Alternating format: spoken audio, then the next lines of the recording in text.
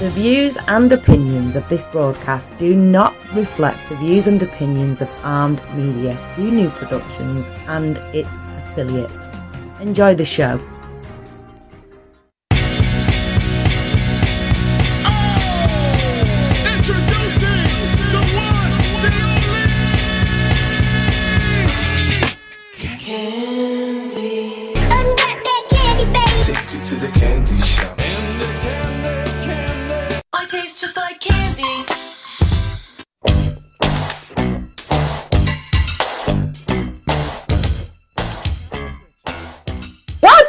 Everybody, and welcome to Ask for Candy, 101 ways to make your love and your life sweeter. Who I am Candace Harper, lovecoach.com, honey. I teach and inspire audacious intimacy to powerful, professional, grown women who want real relationships and seductive singlehoods. And I always say that dating and relationships can be hard, but love is always easy. And you are listening to Armed Radio, maybe on your smart device with the TuneIn app. Maybe you're in the garden on armedradioglobal.com. And we're also now available on iHeartRadio. So if you have an Alexa, you can ask for candy, honey. Or perhaps you're joining us live on the Facebook, which means you can interact with us and you can comment live. You can talk to us. Maybe you'll join the Creative Love Collective, my group, or you can join Armed Radio Group News, or you can call in at 1-800-508-5431 and, ask for candy. Anyway, also for those of you who are shy, we have a very sensitive topic tonight. You can also email us. This is for the introverts. askforcandypodcast@gmail.com, and we will answer your questions at a later time if you want to remain anonymous.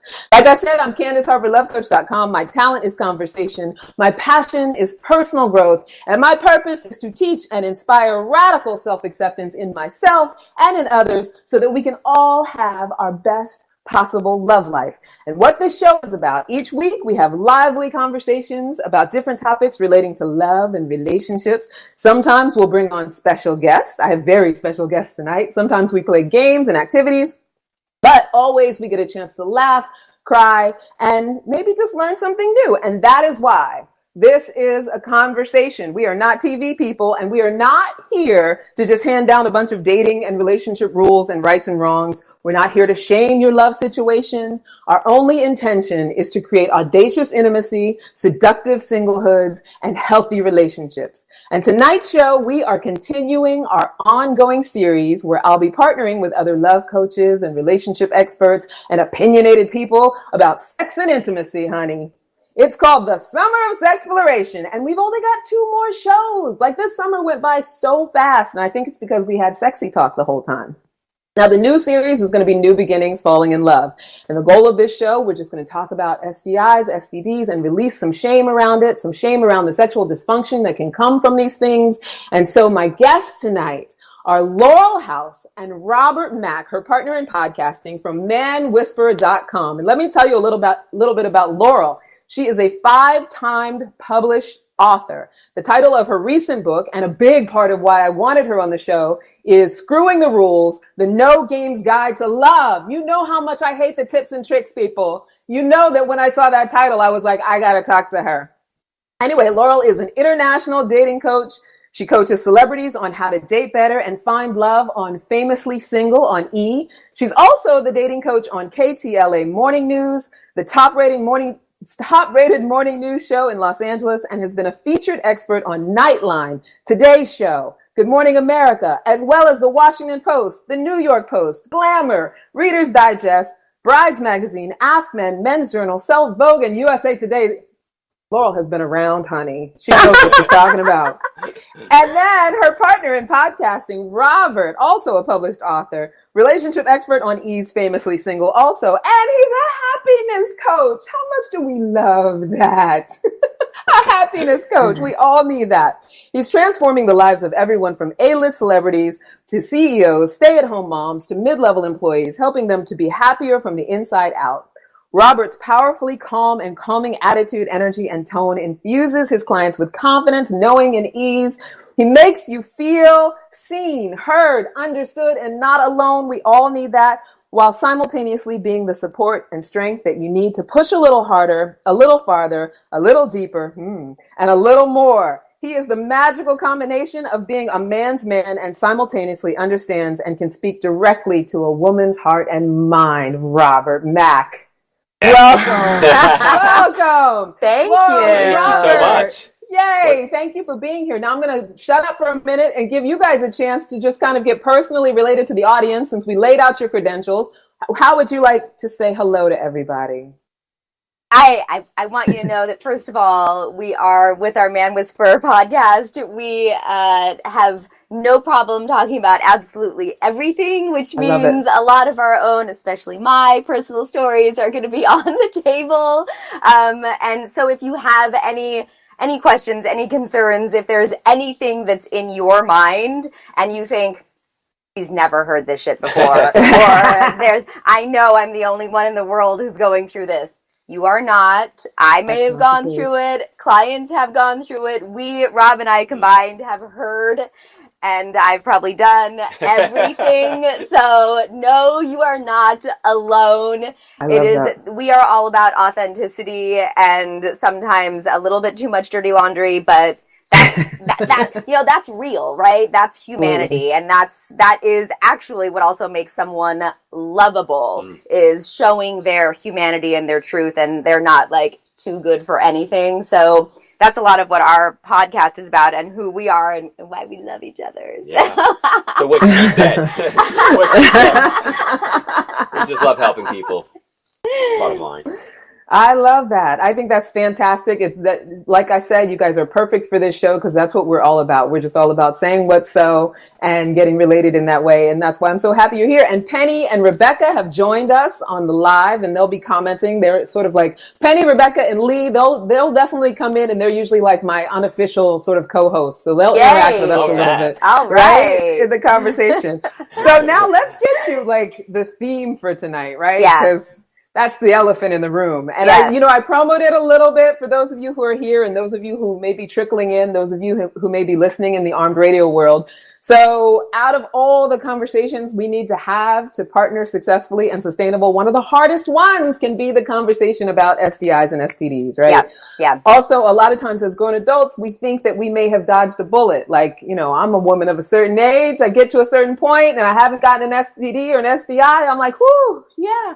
Yeah. But no, like this happens to people in their 60s and their 70s. So and you might not know that you already have it. Right. So you're absolutely right. So many people, shockingly, so many people do not get tested. And these are not stupid people. These are extremely successful. I mean, I had a client who went to Harvard and is a very high up executive, and he has never been tested because he didn't think he needed to. Never. Wow. Never been tested, and it's like, well, I just don't associate with those people who might have STIs. Here are the facts. The CDC reports that 1 in 6 people have herpes simplex virus 2. That's genital herpes. 1 in 6 people have genital herpes. And the CDC says that 67% of people under 50 have HSV1, which is oral herpes. So chances are you do or you have been with someone who does have something, and we haven't even addressed HPV or any of the other many STDs. So, I know it's scary.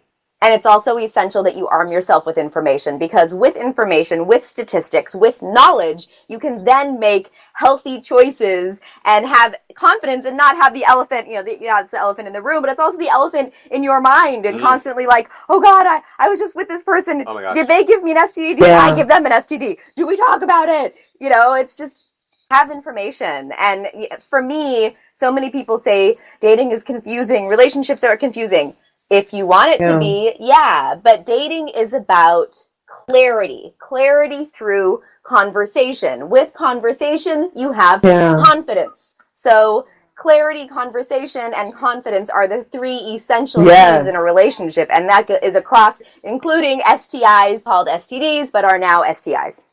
Oh, I love that you said that. Now, here's the thing too. Like, first of all, I absolutely 100% agree. And to your point about him saying that he doesn't hang out with that type of people, and how not only just how common it is, but how because there is so much shame around them, Yes. you don't know who's keeping a secret, right? And you don't know if the type of people you hang out with might hang out with those type of. There's no those type of people, but there is no those type of people. There is not. Sure, some different ethnicities, some different races, some different socioeconomic levels might have a higher incidence of some STIs, but that doesn't mean that they are the only people who have them. That's right. Yeah. It just takes one. It just takes one. Yes, I know a very, again, wealthy, successful, interesting, dynamic, not in the group that you would think, who ended up getting AIDS and dying from it. Yeah. So, and no one would say, oh, that guy is that guy. He's not that guy. Type.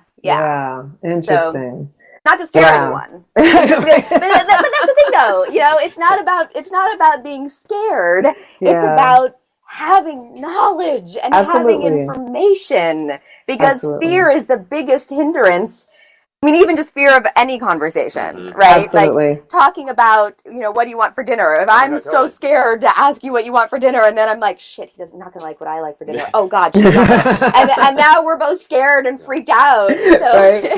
I've never liked any test as a kid. I didn't like, right now, if you gave me like a 2+2 test, I'd freak out. I'm like, I know the answer, but something about being tested freaks me out. Someone asked me what street I live on today, and I was like, I live in Santa Monica. Like, I couldn't remember the street because it was a test. Yes. Yeah. No, I hear it. And here's the thing about that. It always comes back to us not wanting to, trying to avoid shame. You don't want to get the answer wrong.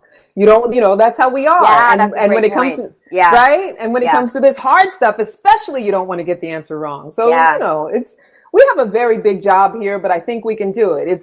We want everyone to just be able to consider the possibility of releasing the shame story, like we've all been through our shit. I always say this, whatever it may be, whether it's financial issues, physical issues, STIs, whatever, like we all have had varying levels of dealing with the shit. Yeah. So, and especially I know a lot of your audience are single parents, and and a lot of the people who you coach and I have a ton of single parents too, men and women, and the amount of shame associated with that is massive. The amount of shame that around anything, around a school that you went to, around not being raised the correct way. And we hold on to shame and then we punish ourselves. And in that shame and in that punishment, we end up being debilitated. And we are incapable of being our true, authentic, full, big, bright selves because we're so folded over and have this cloud of shame, and it makes people not get to see you. I've done it many times. Yeah, absolutely. So I have this group of questions, and I'm going to kind of switch them around because I know we sort of talked about, Laurel, your specialty is more with the sort of navigating around STIs and STDs, and within this conversation with Robert, your specialty is more about the emotional stuff and like the coping and all of that, right? Okay, so I have a couple different questions, and I'm gonna just throw them at you. First of all, Laurel, you touched on it a little bit. I want you to talk a little bit about the difference between STI and STD, if there even is a difference, and because that was one thing that I was like, why are there two different? Is a disease one, infection another thing? Are they trying to separate out? Talk about that a little bit. Yeah, so it was called STDs and sexually transmitted diseases. And I don't know why it was changed to STIs, but it's changed. It's now just different, so now it's sexually transmitted infection. It is the same thing. It might even be, it doesn't feel as scary if you have a disease versus like there's something wrong with you, a sentence. Like a life sentence. Yes, versus an infection is like, oh, that's something I can deal with, and maybe I can't make it go away, but I can manage it. So it's like if someone has eczema. So I have eczema, And eczema is, a skin condition where when I get really, really stressed, I will break up. Oftentimes it's under my wedding ring, which often it tells me something. I suddenly have an eczema break out, and I need to address this relationship. It's metaphorical or figurative. Yeah. Like when he's getting on your nerves, it's like, I'm not listening to my head. I'm going to listen to my eczema. But it's not a disease. It is something that's never going to go away. It's something that I have to manage, and I'm able to manage it. I can't give it to you, but I do have to manage it. It's the same thing with some STDs, but you can give it. It's the flu. The flu should be scarier because, my God, people die from the flu. People die from the flu, and so many people have the flu. And you don't say you have a disease. No. You are diseased of the flu. It's I have a viral infection, and it's putting it in a different perspective, so that it's not as terrifying and shameful. And this idea that somehow if you have contracted, let's say if the flu were transmitted sexually, it's like with STIs. Which it is sometimes. You make out with someone and you get the flu. Right? And that's the thing. It's like just because it comes through sex organs doesn't mean it doesn't say anything about who you are morally as a human being. But for some reason, there's this stigma that if you can get an STI from having sex with someone one time. Yes. Right? So it's like this stigma that if you can get an STI, you can get oral herpes from your parents, from kissing them when you were 2 years old, if they had oral herpes. And I have several clients who actually have oral herpes contracted from their parents, and they still have shame around it. Contact of any kind. Yeah. So much stigma. It is. And you can have oral herpes and give it to your partner vaginally or, to their genitals. Because if I have oral herpes on my mouth and I have an outbreak, or if it's shedding and I give you oral sex, then I am exposing, if you don't have oral herpes in your body at all yet, I am now exposing your body to herpes, and therefore you can get it on your genitals. And now you are going to get oral herpes on your genitals. So although it looks like it looks like genital herpes, it's actually not. And if you go and get tested, you will be tested negative for genital herpes, because most tests do not test for oral herpes. It's so common that you have to oftentimes actually ask the doctor specifically to test for oral herpes. And so a lot of people don't even know that they have it. And by the way, I am not an OBGYN. I am not a doctor. This is based on experiences and conversations with thousands of clients, many of whom, 50% apparently, at least, who have STIs. Yeah. Well, it's good because you're laying down the foundation for why we shouldn't have shame around it. And then that leads us into what is the emotional conversation. So I have another question that I want to field to Robert. So I had a question from one of my newsletter people that they sent in, when I called out for questions. And she said, I've been dating for a while and I have herpes. I haven't slept with anyone because I'm afraid to tell anyone. I just don't have casual sex anymore. Yes. I eventually want to be in a relationship. How do I explain it if I meet a partner that I really, really like? So she's sort of been avoiding the whole situation because she doesn't know how to explain it or how to deal with it emotionally. Or I would say even before the explanation to someone else is the ingestion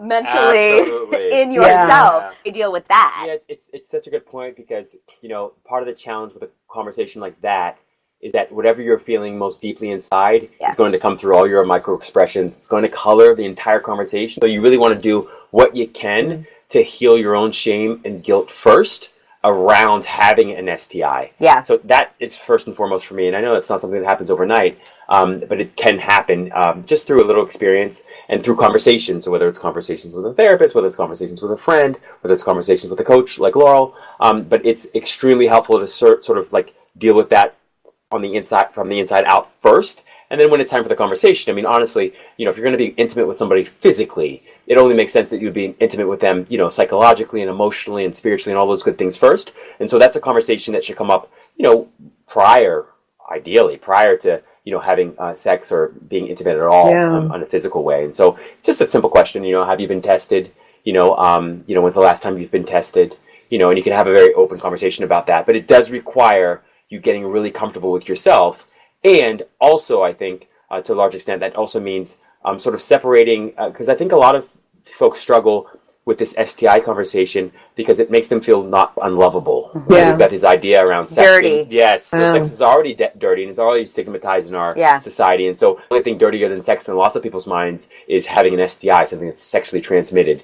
That's the only thing that's dirtier than sex. So sort of working through some of those beliefs that you have around sex being dirty and around STI saying something about who you are or how lovable you are is absolutely critical. And I would say that one of the things that you've said several times on our podcast is talking about when you're trying to get over shame for anything, it's first looking at you from a non-judgmental perspective. Take you out of you.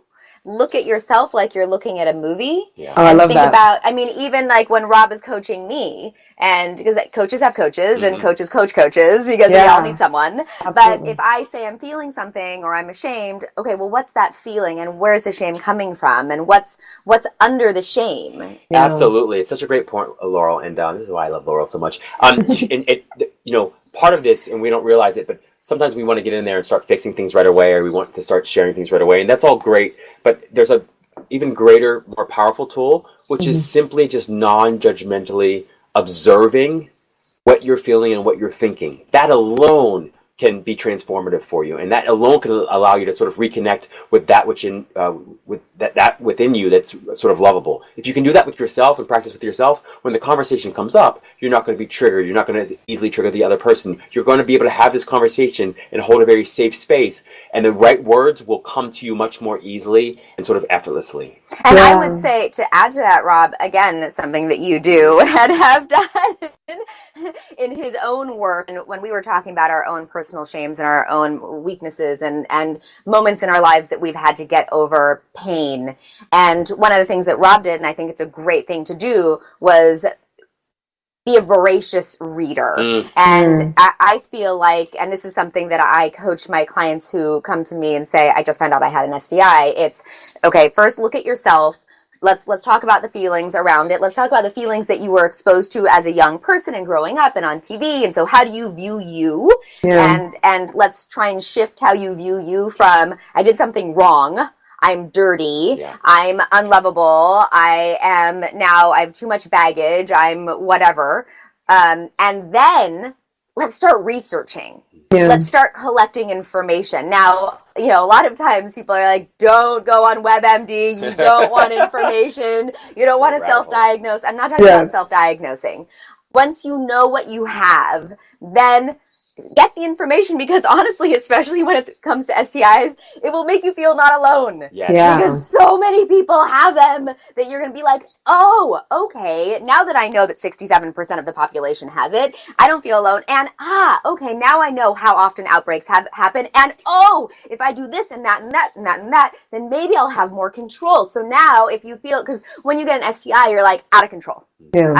Something has happened to me, or I've done something, and now because of that, this is what I have to deal with for the rest of my life. Okay, now we have information, and you can decide what you want to do with that information. You have an STI. Okay, take back control. That doesn't mean take back control in that you're going to make it go away, but you can take back control in that you can have some control over what you do, what you feel, and how you present it. There are things that you can do. There are pills that you can take, and that's not just prescription pills. There are herbs. There are foods. There are foods to avoid, especially with herpes. There are foods to avoid, foods to take, pills to take, so many things that you can do in order to minimize your chances of having a breakout, especially if you do it from the very beginning of when you very first get a breakout. So it's important, don't have the fear force you to not take action. As soon as you have a breakout, it's like, okay, got the results from the doctor. Let's fight.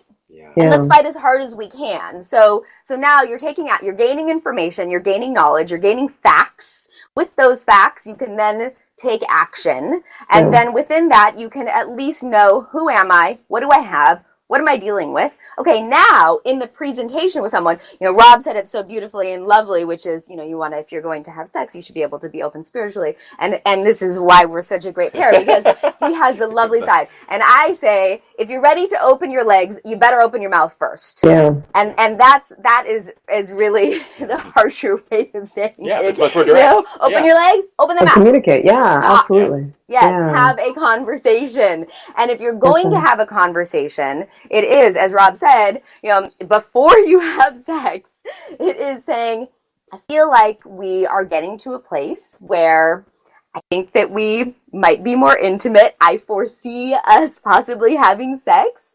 Yeah. So because of that, I think it's important that we also talk about sexual safety and STIs.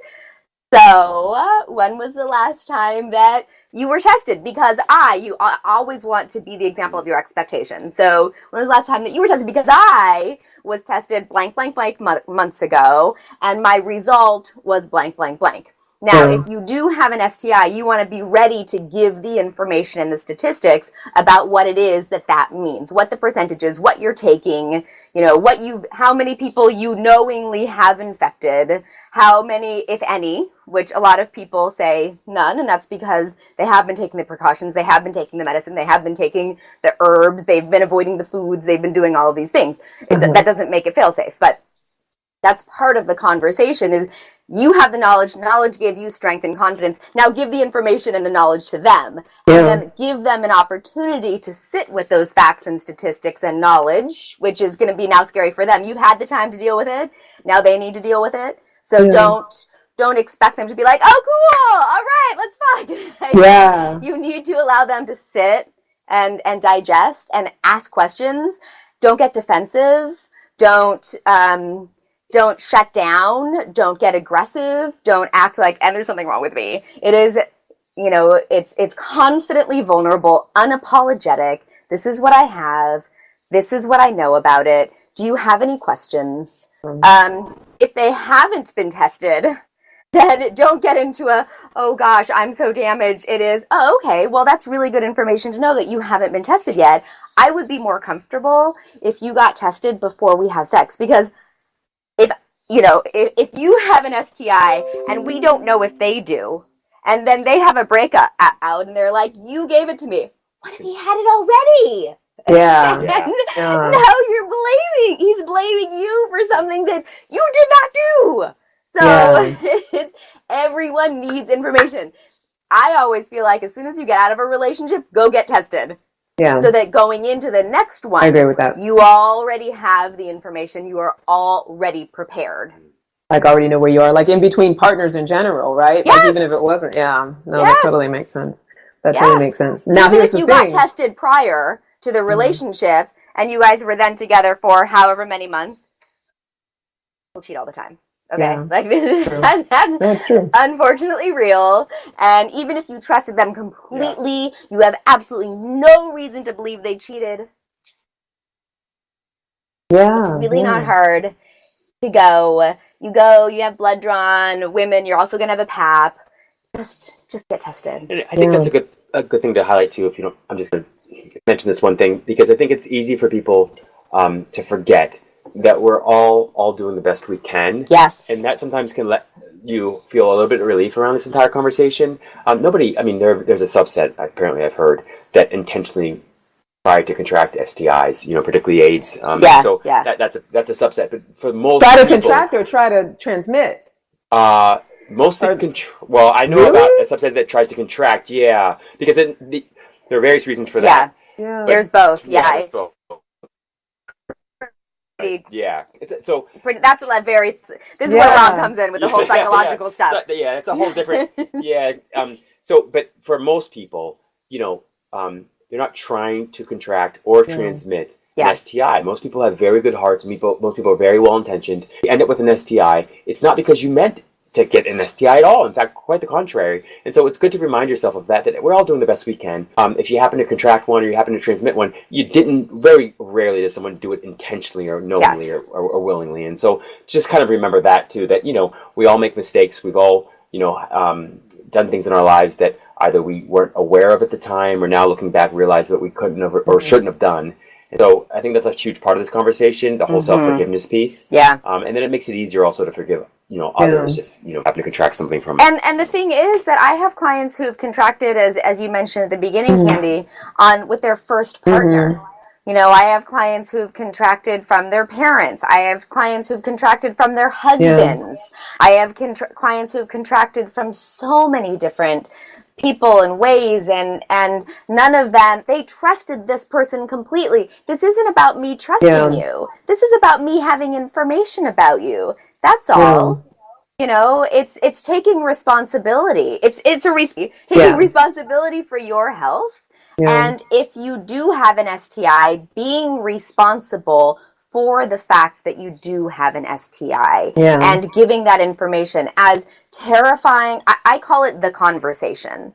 And the conversation is terrifying to have. And it needs to be had, as we've talked about. First, you have to digest it in yourself and own it, and then say it very specifically and strategically. And it needs to be done in an environment and timing that allows for open, loving communication. It's not in passing, oh, hey, by the way, have you ever been tested? It's not, it's not after you've been drinking. It's not right before you've had sex, which I have actually been with two different guys who we are literally about to have sex in bed. And, hey, just want to let you know that I have genital herpes. And I was like, wow, this is great timing. Yeah, not good. Let's take not a good time to say that. Have a conversation about this. Jump off the cliff with a parachute. Thanks for letting you know. Yes. I don't have a parachute. Right. So it is a specific strategic time to do that and to have that conversation. It is just sit down, sit on the sofa. This is not a texting conversation. Yeah. Probably not even a phone conversation. It's an in-person, let's talk about this. And it's still a loving, it's like hey, I think we're going to have sex. Like there's still a sexy side to this. It's not just like, all right, let's get down to the nitty-gritty. Let's talk clinical, Yes. But what I'm hearing mostly in what you guys are saying, above all, is that, and I always talk about how, we come into these relationships, or when we want to connect with someone, a lot of times, we don't know not to lead with our challenges, and, we identify ourselves with the things that may be wrong with us. And I think from what you guys are saying is that once we get over sort of the initial pain and shock and, depression or whatever happens from getting a diagnosis, it's important to get into a place of, this is just a challenge that has happened in my life, and that it doesn't define me, and I don't have to present it in a way that it defines who I am as a human being. That's kind of what I'm getting from. Absolutely. In fact, and I just love that, Kane. It's really beautifully said. Really, the way I see it is it's really an invitation, greater love and greater self-love. I mean, the conversation itself, the processing, the contracting of it, all of it, the transmitting it. And deeper connection, too, because you're going into a vulnerable place there. Absolutely. Totally. It's an invitation to go beyond everything that we normally associate with relationships and dating and with love, which is just sort of the physical body or the personality. It's going beyond all of that. It's transcending all of that and going to a place that I feel is really the only truly, deeply, unconditionally lovable place, which is like spirit, or which is like energy. So I think that's where the STI conversation can sort of, you can either start there and end up there.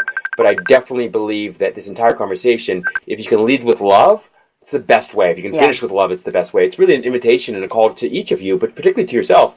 Can I find within this a greater, deeper, more fuller expression of self-love and love for the other? Yes, we love that. It provides an amazing opportunity to do that well. Yeah. And it's also about when do you say it in the relationship. Yes. So for some people, because they know that they're going to have the conversation before having sex, it makes it so they're actually more thoughtful about who they have sex with. Yeah. They're not just going to go and open their legs because let's have some fun. Yeah. It's like, no, let's be a little bit more thoughtful. Let's slow down a little bit. And then I do have people who say, well, what if it's because of a Tinder date? And Tinder is known as sort of a hookup. And some people have asked me, should I put it on my Tinder profile?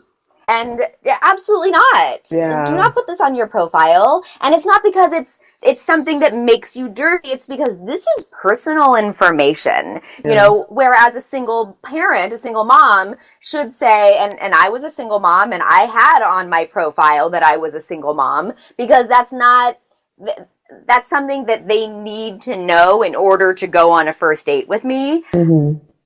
Having an STI is not something that you need to know in order to go on a first date with me. I don't know if I want to have sex with you yet. You don't know if you want to have sex with me yet. Yeah. But, and you're not going to have this conversation on the first date. You're not going to have this conversation on the second, unless you are about to have sex or going to have sex on the second date. Then yeah, have the conversation before. But you're less likely to have sex on the first or second date if you're going to have that conversation.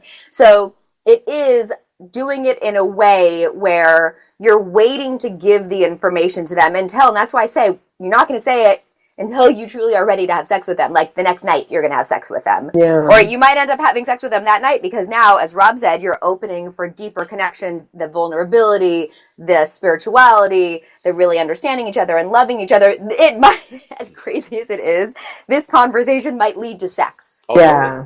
Yeah. Because you are opening up and they are opening up. And better sex. And yes, absolutely. yes. No question about it. And they, chances are they have something too. They might not know it if they, haven't been tested, but chances are that they do have something too. Yeah. It's just like I have some clients who are on antidepressants, some clients who are diabetic, some clients who have various other things that they feel like might judge them on. Those are also not things that you say on your Tinder profile or Match profile or any kind of a profile. And you wouldn't also say those necessarily on a first date, unless you're diabetic and they do need to know that something could happen, or you're going to be taking your blood, or there's a reason for them to have an understanding of that. But these are things that, they're true about you, and there is no shame around them. And you don't have to give all of your information at the very beginning. Yes, talk about being a single parent. Yes, talk about being divorced. Yes, talk about, other things that if they went and looked up online, they could find these facts out about you. They're not going to be able to look up and see that you have an STI. They're not going to be able to look up and see that you're on antidepressants. They're not going to be able to look up any of these other things. Yeah. And you don't want to share too much and then later on the date be like, nah, I've decided that I don't really like them. And now the next day, they have all of this personal information about you that they really don't need to have. Yeah, yeah. And also you've shared you've gotten vulnerable. I don't want to use the word worthy, because I don't like to use that word when it comes to humans, but everyone is not worthy of our vulnerability. And to talk about our challenges is a very vulnerable thing. I agree with you in the sense that, it's not necessarily something you want to broach initially too, because I think people do judge very quickly. Yeah. My thing, I guess, is, and I was talking about this the other day on my IGTV videos. I'm a big believer in sharing with your vulnerability in a big way, but not the, how do I say this? Not the things that are not part of who you are, just what you've come up against, right? Yeah. But what's most important is that you share who you are first. And first date stuff is like, this is what I'm passionate about. This and is it's what I'm also, up to in the world. These are, I am divorced and I have a kid, and this is some of my shame in my past. And the reason why, my book is Screwing the Rules. I do believe that you should go into those ugly sides and tell your red flag stories on a first date. I do, because that is part of who I am.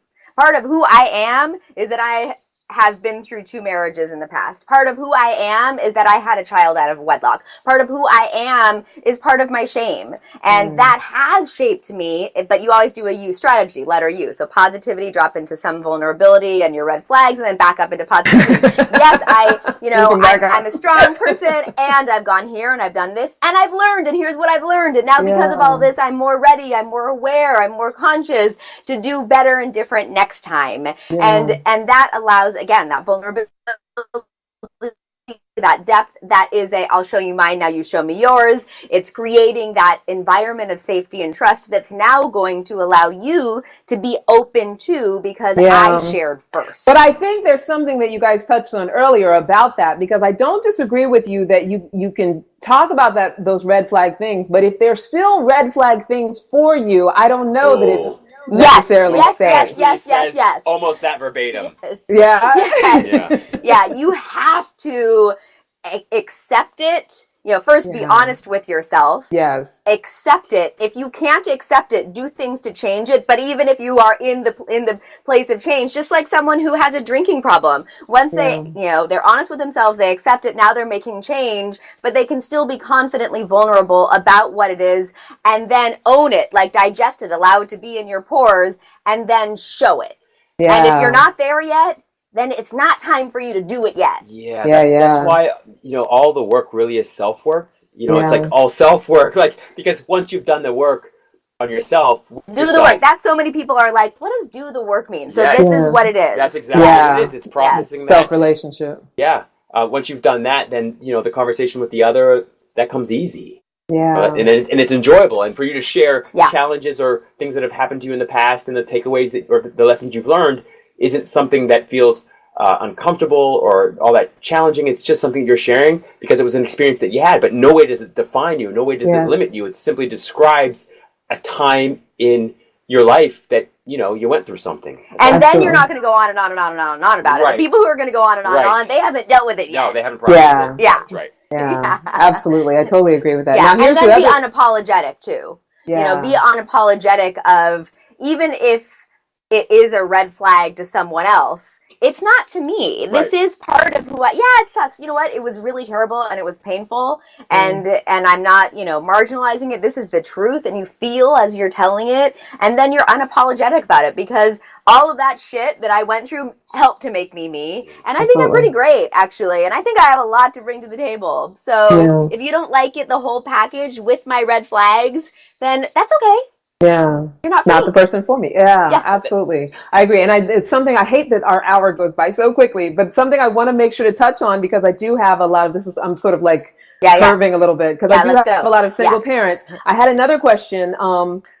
Someone wrote into me, I'm pretty sure my teenage daughter is sexually active. I talk to her about protection and I don't talk to her about my own experiences with chlamydia and HPV. Should I tell her or will it encourage her to be risky? I think this mom is worried that if she says, look at me, I'm doing great and I have STDs, that maybe the daughter will not be as cautious as she might be if she thinks that it's, some sort of scary thing. Like, what do you guys think about, for our parents out there, who have almost teenage children or, have teenage children that they think are active?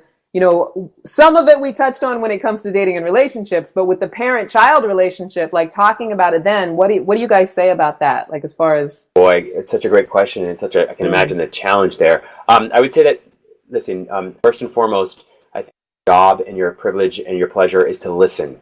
Yeah. Simply to listen and simply to ask questions from a place of curiosity. You're not wanting to motivate X, Y, or Z behavior. You're wanting to listen. And if you listen well, and you listen without judgment, and you listen actively, and you listen without interruption, you listen with a quiet mind and open heart, you'd be surprised how quickly and easily kids and adults find their way back to the truth, find their way back to health and healthy behaviors, find their way back to their own intuition. And so for me, I would want to listen, and listen non-judgmentally, and listen lovingly, very careful of encouraging or motivating or scaring your kids to do one thing or the other, and also be careful of making it too much about you. I mean, I'm not sure there's any one answer for all parents. I don't think there's anything wrong with sharing your experiences with STIs and things of that nature, but I do think that often when parents share those experiences, they're often sharing them from a place of wanting to scare their child into doing something different, something they consider healthy or desirable, or getting it off their own chest. That's right, or getting it off their own chest. They haven't dealt with it and talked about it. That's right. Yeah. That often backfires. Yeah, that often backfires. It really depends, and I the reason why I wanted you to go first is because you always say things with such love and wonderfulness, you go right in. And I think that is necessary for this. Yeah, that love. And it really depends on your relationship with your child. So for me personally, when I first had sex, I was 16 and my mom came in the next morning and she's like, did you have sex last night? And I was like, holy shit. Wow. Like, How do you know? It wasn't even here that it happened. Like, do you change as a person when that happens? Are my ears red? Yeah, because she and I had the relationship of best friends. She came to me from that side of, look, I know what it's like. Let's go to the doctor. We're going to go to the gynecologist. We're going to get you on the pill. We're going to talk about condoms. We're going to talk about, back then it was called STDs. And she did share some of her own sexual experiences with me because I am someone who, I don't like to feel alone. I'm not a, well, you did it, so I'm going to do it type of a person. I respected her not only as my mom, but even more than that, as my friend. I never went up against my mom, not because I respected her as my mom, but I respected her as my friend. And so she took the right tact with me. Wow. It depends on your relationship with your daughter. And for parents who have single parents or not single parents, this is a conversation that is essential. It's shocking how young children are having sex. And even if they're like, oh my God, Mom, I'm not having sex, it's still, that's okay. It still is, it's important information to have. And they are talking about it in the schools. But as Rob said, come from a place of love and not a... Yeah, the fear and the guilt are usually the temptation. It certainly was for me growing up. The temptation was to use fear and guilt to motivate people to a certain behavior, particularly kids. But that often backfires because fear and guilt actually seek out punishment. And so the very behavior that you're trying to extinguish or stop them from doing is the very one that they end up pursuing. That's fascinating. Yes. We need to do a whole man whisperer. That is an entire Yes, podcast. fear and guilt seek out punishment. They seek punishment, right. Yeah. Fascinating. Yeah. So, which is also why you have to deal with your own fear and guilt if you do have an STI, or else you are going to seek punishment. And maybe your punishment, we've done a segment about this, of you're on autopilot. So maybe your punishment is all relationships fail. Yeah. No one wants to be with me. I'm not good enough. I am dirty because of this. And so you are trying to seek the punishment of them being like, oh God, you have an STI. I don't want to be with you. And that's sort of what you were looking for then. Absolutely. Yeah. And it also puts, that kind of impact, it puts other people in danger because then you get a little reckless, right? If I'm coming from that context, I'm going to punish myself. I'm going to punish you too. If I'm punishing myself, I'm definitely going to punish other people too. Yes. Right? It's interesting. I remember an author, at one point I remember reading this story that most of us inherit as children, which is sex is dirty, save it for the one you love. And that, if most of us look at our lives closely enough and look at what we believe about sex and what we believe about love, you can see the ways in which that single story, sex is dirty, save it for the one you love, plays itself out in infinite ways as you get older, right? And basically creates all kinds of problems for you. So you want to be able to just heal a lot of that. And the answer to so much of this is just simply self-love. If you can really dive deeply enough into yourself and discover who you truly are and that which is completely lovable, unconditionally lovable, it's amazing how much easier and more enjoyable even, and how much more effortless these conversations are with both yourself and with other people, including your kids. Yeah, absolutely. I love that. That's fantastic. We're all about self-love here. This hour has like whizzed by. I know. So quickly. I love it. I love all the meaty information you guys gave. I saw Pascal came in, Kelly, Michael, Jonathan, David, Brandon, everybody who came in while we were having our discussion. Thank you for coming in. So I want you guys to talk a little bit about manwhisperer.com and your podcast and where people can find you and your books and where they can find your books and all that good stuff. Let them know how they can get at you. So Man Whis podcast is on iTunes, and basically Rob and I bring other guests and experts into the conversation. But not always. Sometimes it's just us, and it really is a conversation and digging deep into dating, love, relationships, heartbreak, breakups, and everything in between. And it's like having a coaching session with us, which is, we are coaches, we are celebrity coaches. We do charge a lot of money for our coaching, and we both have a lot of people who say, I want the coaching, how can I get it? And this is a great way to get that coaching. this is not just, I mean, we do some just how to date and what to do on your online dating profile, but we also go deep. We have a lot of followers and I have a lot of clients, and so does Rob, who they are not single. They are in healthy, happy, they are in relationships and they're trying to make them more healthy and happy, and they're trying to be more healthy and happy. And we constantly are addressing on Man Whisperer how to not just date and not just have relationships, but how to get whole, happy, and healthy within ourselves first. And this is not just a airy-fairy, happy podcast. It is deep. Yeah. And so get ready to get real.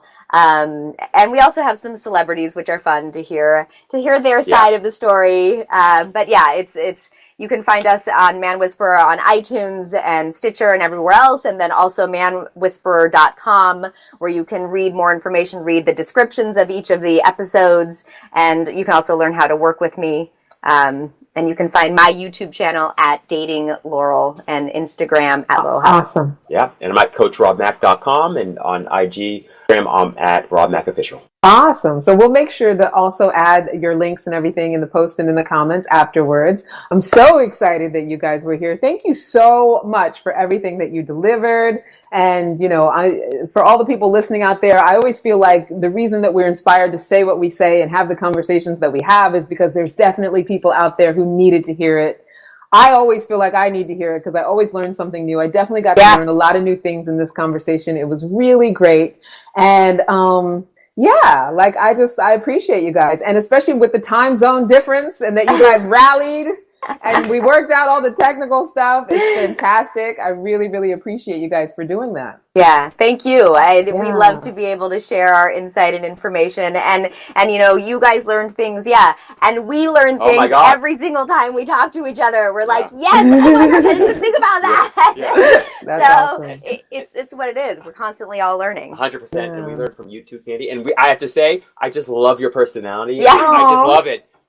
You're so much fun. You're magnetic. You're charismatic, and you have so much wisdom to share, but you share it in a way that's so entertaining in addition to it being informative. And so thank you so much for that. I appreciate you and what you do. Thank you. I appreciate that, Robert. He's so handsome. Laurel, that's one thing Laurel said in the pre-interview. Laurel was like, Robert is so handsome. I did. And I was like, while we're recording our podcast, you take off your warm clothes and you end up like, and thank you for that compliment. Right? Some hot man that's across from me on this podcast as we're talking about shame. Right? It takes beauty to recognize beauty. So I love Laurel.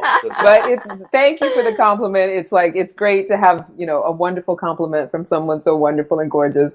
And thank you guys for both being here. I'm going to give a little bit of the ending stuff if you guys want to stick around just for the last couple moments, and then I think we're we're almost wrapping up. This goes way too fast. I wish it was a 3-hour podcast every week. But so you guys, we're going to put in the links where you can find Laurel and Robert. Definitely seek them out. They're really fascinating and their podcast is really great. I've listened to a couple of their episodes already. And then, for me, I work with single women who want to have a wonderful, exciting, fulfilling love life over 35. And I have my 45-day intensive, the one-on-one coaching program called The Secret Art of Seductive Singlehood. So to get at me about that. If you want to do 6 weeks of intensive mind, body, and spirit practice, we got yoga, intermittent fasting, and we do the mind work. So you can reach out to me for that. And then, as always, I give you the 3 things to make your love and your life sweeter this week. Number 1, if you are sexually active, get tested. Get tested regularly and just make that a part of your life if you haven't already. I know that doesn't sound like that's a sweet thing, but in the long run, it really is. Laurel touched on it. Robert touched on it. In the long run for your life, it's a self-care activity. And I'm really big on the self-care activities. Number 2, release your shame story. If you have or have ever had an STI or an STD, like Laurel and Robert were saying, the statistics are so high and the incidence of transmission has nothing to do with who you are as a human being. I mean, we all go through our different things, our different challenges, our different experiences.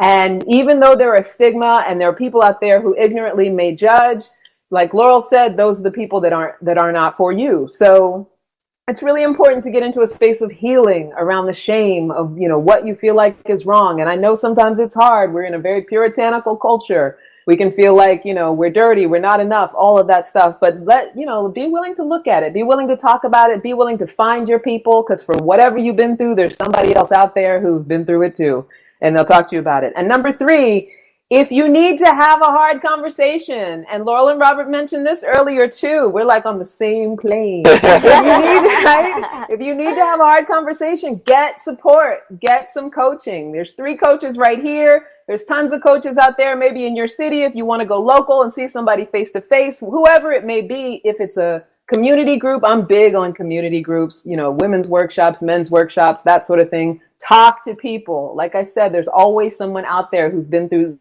the same or similar. And that's it. Don't forget to subscribe to our YouTube channel. You can watch all of our old broadcasts. This one's going to be loading in too. Also, don't forget to follow me on Instagram at @CandyLoveCoach for my naked face walks. Every day you can walk with me in the park and, we can talk about stuff. And feel free to leave a comment. You can email me, askforcandypodcast@gmail.com, or you can leave a comment on this broadcast later. We're going to put links on later. And I think that's it. Everybody who joined in on the Facebook Live, thank you so much for being here. I see Michael came in, Jonathan, David, Julie, Kelly, Pascal, everybody, all my regulars. I was a little worried because Laurel and I in the pre-interview, we were talking about this is like a topic that people are a little private about. So they might not want to, show up for the conversation. But I appreciate you guys for being brave, showing up for the conversation, and, being willing to listen and be in on things. And Robert, Laurel, you guys have any last words you want to share? Any takeaways? I would say that know that, and this is something that we talk about a lot. Know that you're never alone. Yes, because if you can tap into yourself, and you can tap into your authenticity, you'll be able to hear not only your truth, but also you'll hear us. You'll hear people who've given you wisdom, and that will start popping in and helping you through those times. No matter how alone you feel, you never are. Yeah, absolutely. Love yourself, because nobody else is going to do it for you. Right? Been there. Yes. You got to do that on your own. Yeah. So love yourself. Right. That's just critical. And sometimes loving yourself really just means dropping all your stories. So spend some time where you're not thinking at all, and you're just sitting and you're experiencing the quiet. Yeah. That more than anything else has allowed me to love myself. Love yourself. Yeah. Yeah. All right. Awesome. I see that my Lee just came in. Lee, we were looking for you all through the show. I'm glad that you finally showed up. Once again, Laurel and Robert, thank you so much. Thank you so much for being here. Thank you. And I think that's it. And, as usual, like I say, until next time, never forget that you are a love machine. If you ever start to feel like you aren't getting the love you need, just make more, honey. And definitely. All right, everybody. Bye. I love you. Bye, Laurel. Bye, Robert. Bye, everybody on